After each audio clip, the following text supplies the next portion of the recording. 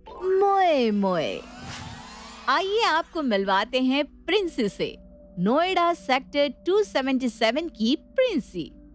प्रिंसी एक बड़ी मजाकिया किस्म की लड़की थी, जिसे हर वक्त मस्ती मजाक करना पसंद था। कैसा भी माहौल हो, किसी का कैसा भी मूड हो, प्रिंसी बिना मजाक किए रह ही नहीं सकती थी। और उसके इस मजाकी स्वभाव से परेशान होकर उसके मम्मी पापा ने उसकी शादी ओम से करवा दी। पर शादी के बाद भी प्रिंसी तो वैसी की वैसी ही रही।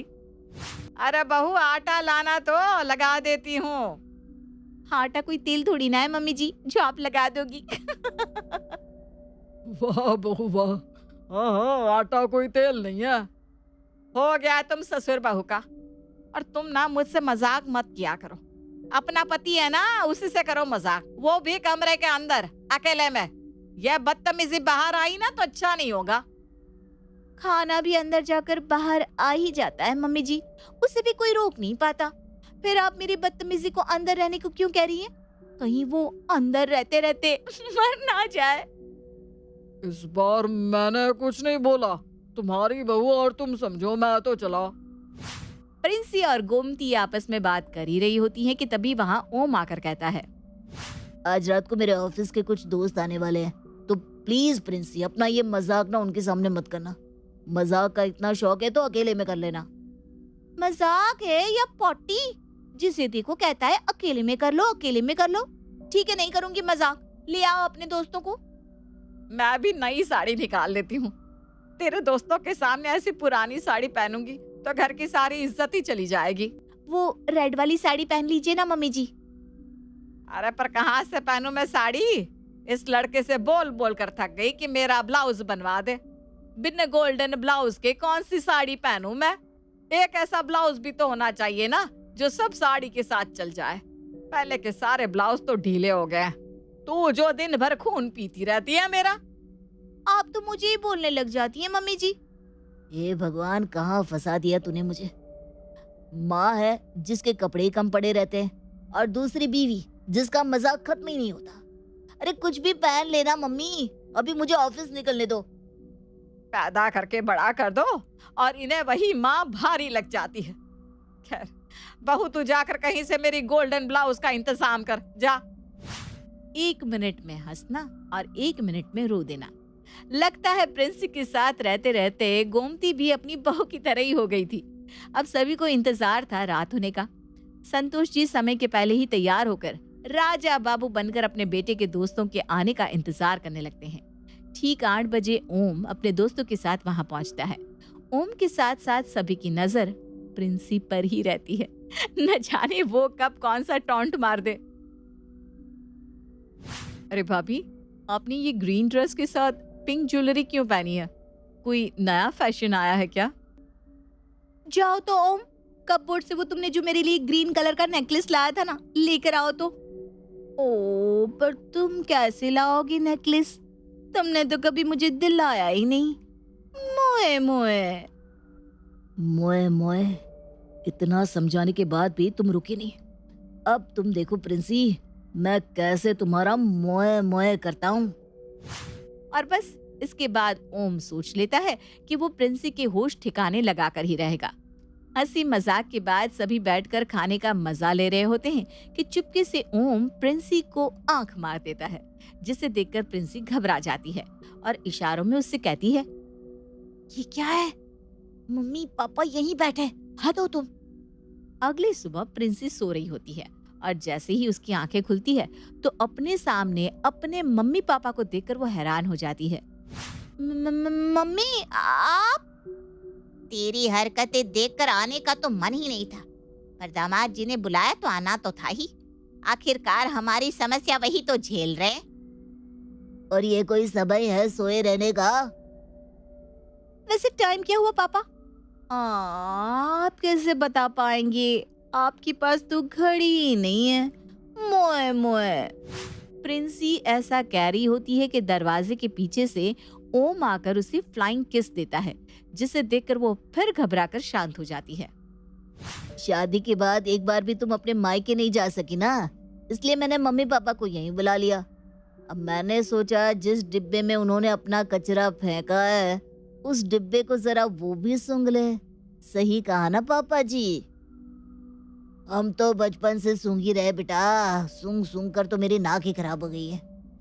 ओम के बर्ताव में ऐसा बदलाव देखकर प्रिंसी आश्चर्य में आ चुकी थी।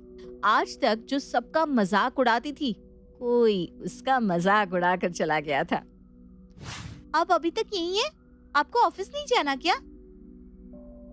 प्रिंसी की ये कहते ही वो इधर उधर देखना शुरू कर देता है। हाँ, आप इधर उधर क्यों देख रहे हैं ओम जी? मैं आपसे ही बात कर रही हूँ, अपने पति से। पति? कौन मैं तो नौकर हूँ तुम्हारा डार्लिंग। दामाद जी क्या कह रहे हैं? प्रिंसी, मतलब तुम अभी भी नहीं सुधरी? छी! और इसके पहले कि प्रिंसी फिर कुछ कहती, ओम अपना चेहरा छुपाकर फिर उसे फ्लाइंग किस दे देता है। प्रिंसी जहां भी जाती, ओम उसके पीछे पीछे घूमना शुरू कर देता है। प्रिंसी जैसे ही किचन में जाती है, ओम वहां भी चला जाता है और अपनी माँ के सामने कहता है, तो तुम यहाँ हो डार्लिंग? आप बाहर बैठिए ना, मैं खाना लगाती हूँ। मैं बाहर रहूं या यहाँ, क्या फर्क पड़ता है? तुम्हारी मदद करने तो आया हूँ। आया है तो इसे रहने देना यहाँ बहू, क्यों बाहर भेज रही है बेचारे को?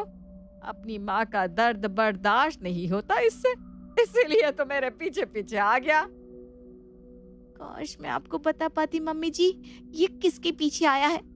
न जाने कौन सी भांग खा ली है इन्होंने। जब देखो वही चीज, जब देखो वही चीज। अब किसी ने देख लिया तो बेकार में मेरी क्लास लग जाएगी। नाश्ता बनाकर गोमती और प्रिंसी बाहर टेबल पर सभी के लिए लगाते हैं और पूरा परिवार एक साथ खाने पर बैठ जाता है। अपनी बुरी आदत से परेशान प्रिंसी जैसे ही अपने ससुर जी का मजाक उड़ाने जाती है, ओम उसके हाथ पर हाथ रख देता है, जिससे वो घबराकर फिर से चुप हो जाती है। क्या कर रहे हो? कोई देख लेगा ना। चुप क्यों हो गई प्रिंसी? तुम कुछ कह रही थी क्या? एक चीज तो माननी पड़ेगी समधी जी और समधन जी, जब से आप दोनों आए हैं ना, बहू का मजाक जरा कम हो गया है, नहीं बेटा? क्या पता मम्मी, मैं तो आजकल किसी और ही ख्यालों में डूबा हुआ हूँ। नहीं प्रिंसी? अब प्रिंसी जब भी किसी का मजाक बनाने जाती, ओम उसे आंख मार देता या कुछ ऐसी हरकत कर देता जिससे घबराकर प्रिंसी चुप हो जाती। और इसी तरह 3 दिन हो जाते हैं और बिना किसी का मजाक उड़ाए बेचारी प्रिंसी बड़ा सुस्त महसूस कर रही थी। और जैसे ही रात को वो अपने कमरे में जाती है, अपने पति को खुद से बात करता सुन लेती है। मेरे दोस्तों के सामने मेरा मजाक उड़ाया था ना तुमने प्रिंसी, अब करके दिखाओ मजाक। ऐसा मोए मोए करूंगा तुम्हारा कि सारा मजाक ही भूल जाओगी। ओह, तो ये सब इसकी चाल थी। अब आपकी होश ठिकाने नहीं लगाए ना पतिदेव, तो मैं भी प्रिंसी नहीं। और अगले दिन संडे को ओम फिर से अपने दोस्तों को अपने घर बुलाता है और सभी मिलकर आपस में बातचीत करने लगते हैं। तभी ओम कहता है, तुम लोगों ने कभी भैंस को किस किया है? वैसे कैसे करोगे, तुम लोगों के पास तो भैंस ही नहीं है, पर मेरे पास है। और ये कहकर ओम प्रिंसी की ओर बढ़ता है, पर इस बार प्रिंसी घबराती नहीं, क्योंकि वो जानती थी कि ओम ये सब क्यों कर रहा है। वो सीधा रसोई में जाती है और अपने गाल पर काली मिर्च का पाउडर लगाकर आती है। मैंने तो गधे को किस किया है बाबा, मैं तो बता देती हूँ। नहीं विश्वास होता तो अभी करके दिखा देती हूँ। वैसे तुम क्या कह रहे थे ओम? तुमने भैंस को किस किया है, जरा करके दिखाना तो। हाँ, अभी लो।